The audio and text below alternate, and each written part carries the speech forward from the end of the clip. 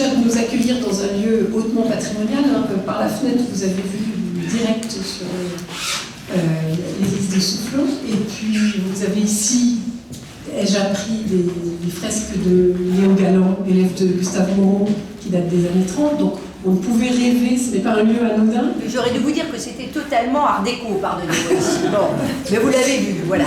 Voilà, donc on commence déjà à être dans l'ambiance dès qu'on franchit le seuil de votre mairie.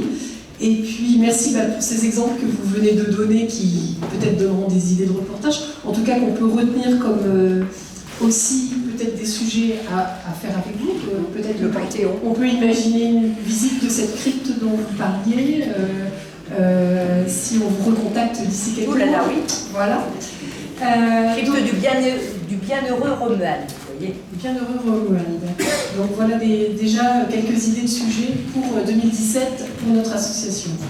Alors l'association des journalistes du patrimoine existe depuis 14 ans et rassemble un réseau de 150 journalistes environ et 150 membres associés. C'est la spécificité de cette association professionnelle, c'est qu'elle permet aux informateurs de rencontrer les informés et elle permet aux informés de donner écho à leurs informations. Donc l'idée c'est d'un réseau mixte et finalement nous nous sommes rendus compte que nous n'avons pas tant que ça l'occasion de nous retrouver sur une large échelle et d'échanger en direct. Donc nous nous sommes dit que pour cette année 2017, à l'occasion du renouvellement du CA qui a pas mal changé au mois de novembre, et à l'occasion des vœux, c'était bien de rencontrer, que les journalistes rencontrent leurs informateurs. Et en l'occurrence, on ne pouvait pas accueillir toutes les innombrables associations de défense du patrimoine et de valorisation du patrimoine qui existent en France, mais nous avons décidé de commencer par celles qui ont fait l'actualité à la fin de l'année dernière en publiant un livre blanc. Donc ce sont les associations qu'on appelle dans notre jargon le G11 du patrimoine.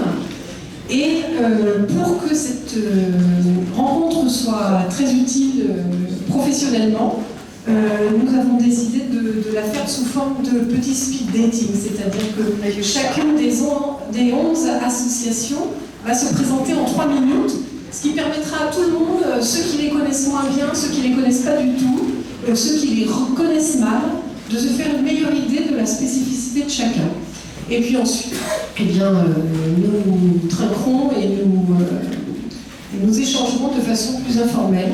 Donc voilà, je vous propose de commencer sans plus attendre, parce que sinon on passera la soirée en discours, ce qui n'était pas le but.